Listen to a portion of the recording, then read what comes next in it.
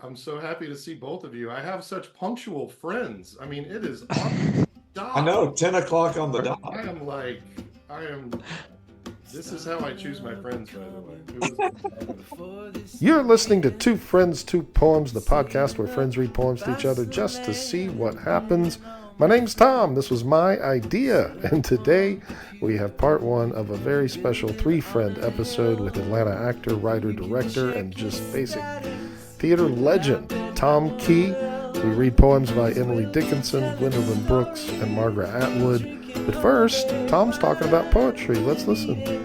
I think what I've come to realize at this stage of my life, I have to slow down when I read poetry. That's the first thing. I have to really, really, really slow it down.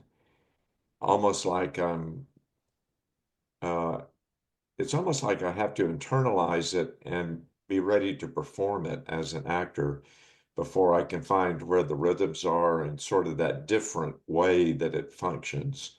Yes. And now there's certain poems that I don't think I could have made it this far without, Mm.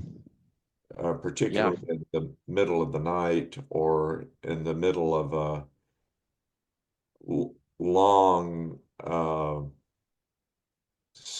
period of life dealing with, say, a pandemic, for example, Yeah. where Right. they just, I just don't think I'd be here without poetry. Who wants to read a poem? Oh, I'd like to read a poem. You want to go? You want to hit it? You want to start us off? That would be amazing. Okay, Emily Dickinson. This world is not conclusion. A species stands beyond. Invisible as music, but positive as sound. It beckons and it baffles. Philosophy don't know. And through a riddle at the last, sagacity must go. To guess it puzzles scholars. To gain it, men have borne contempt of generations and crucifixion. Shown, faith slips and laughs and rallies, blushes, if any see, plucks at a twig of evidence and asks of vain the way. Much gesture from the pulpit, strong hallelujahs roll. Narcotics cannot still the tooth that nibbles at the soul. Yeah, isn't that something?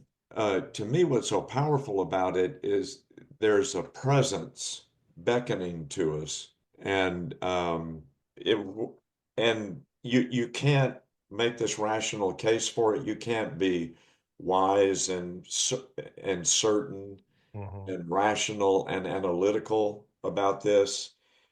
When there are sort of miraculous glimpses, maybe a near-death experience or something, then it's almost kind of embarrassing.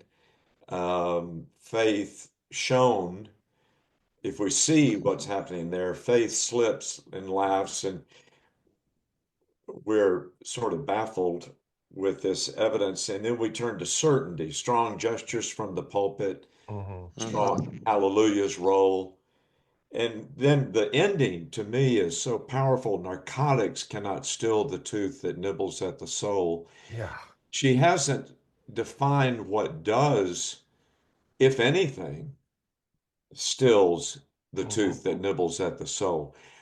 But what she does uncover here is that it's certainly not certainty or some wise saying that with one gulp we can understand everything about being.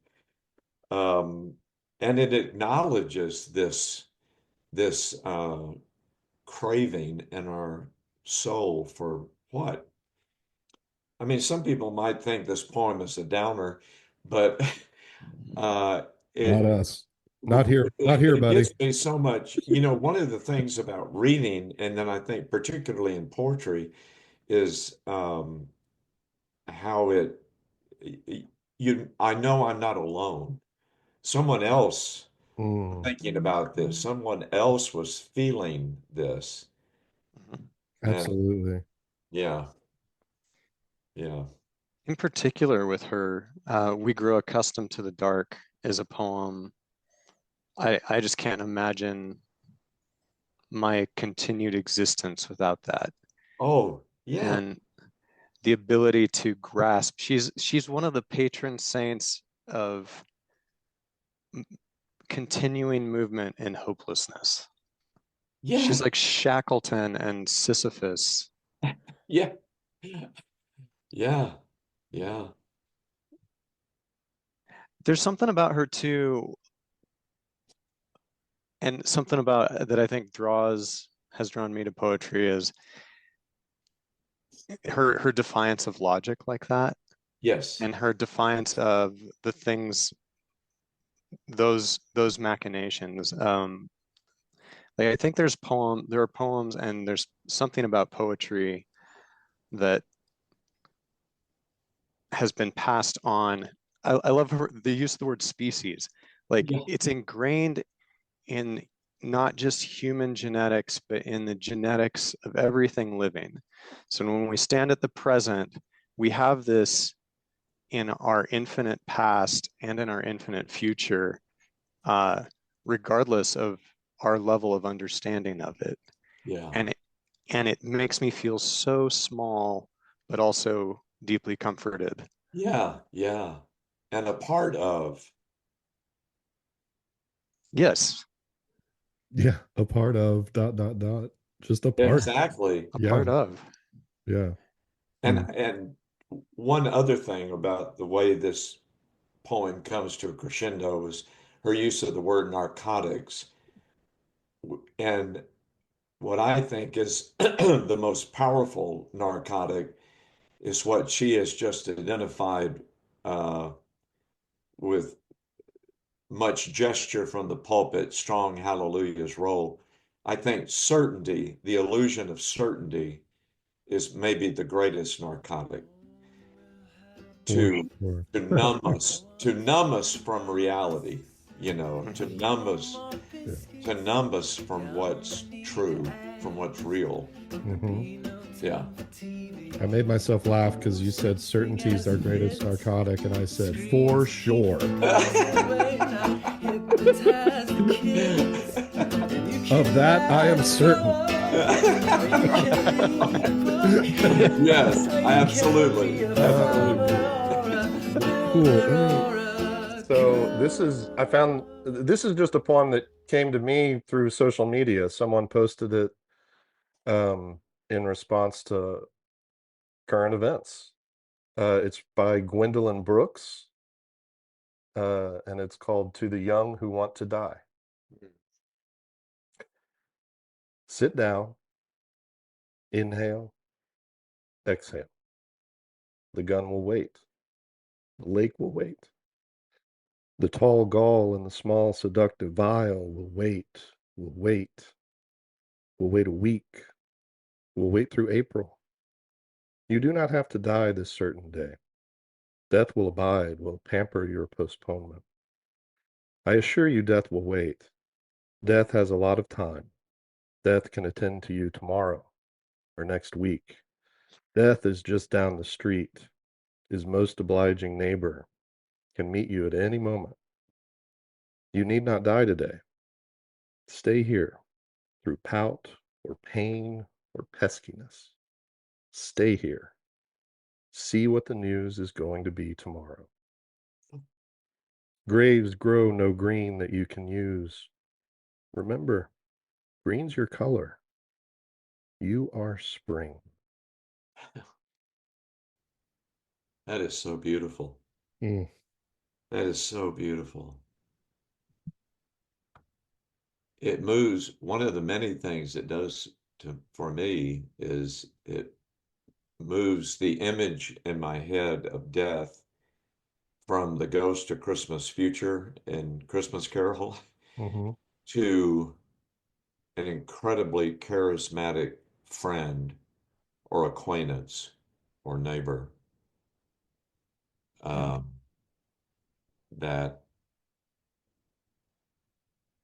is wonderful, and whatever the word is when you come right up to the edge of terrifying. Yeah. Exhilarating. Yeah. And I also I think about a friend of mine who is a therapist who had a patient who was suicidal, and the one thing that worked with him was, she said, if it doesn't get better, let's work together for a year. And if it's not better at the end of it, I think it makes great sense for you to go ahead and go. Wow. And that agreement created space for a capacity to live. All right, Paul, what'd you bring? Well, so I brought Margaret Atwood. Oh boy. And when I think about the intergenerational species level transmission of information, Oh, the earliest poetry that impacted me would be hymns and hymnody, because I was so drawn to the music as a kid, and I for sure was hearing it in the womb. And no matter how much I might try to reject some of these songs, they will be ingrained in my brain forever. I'm not going to get them out. And I've had experiences over time with them where poetry changes what it means as you live and you hold it in your heart and you come back to it. And so in this, Margaret Atwood, she did a book called The Year of the Flood, which is about an apocalypse in the United States, a techno apocalypse. And there's a group that is a cult, and but what they've done is ingrained their wisdom into their religious practice. And so some of them I've taken on, like they have a calendar where they celebrate the saint who cataloged all of the different lizards and studied them very deeply. I So love it. they memorialize these scientists and their information that it's always information they think they need to continue surviving. Yeah, so there's hymns in this book and songs, and it played into, I think it goes with everything else read today, and I think the more time we spend with poetry, the less we'll understand in a good way. So this is called The Garden. Who is it tends the garden oh so green? 'Twas once the finest garden that ever has been seen, and in it God's dear creatures did swim and fly and play. But then came greedy spoilers and killed them all away. And all the trees that flourished and gave us wholesome fruit by waves of sand are buried, both leaf and branch and root.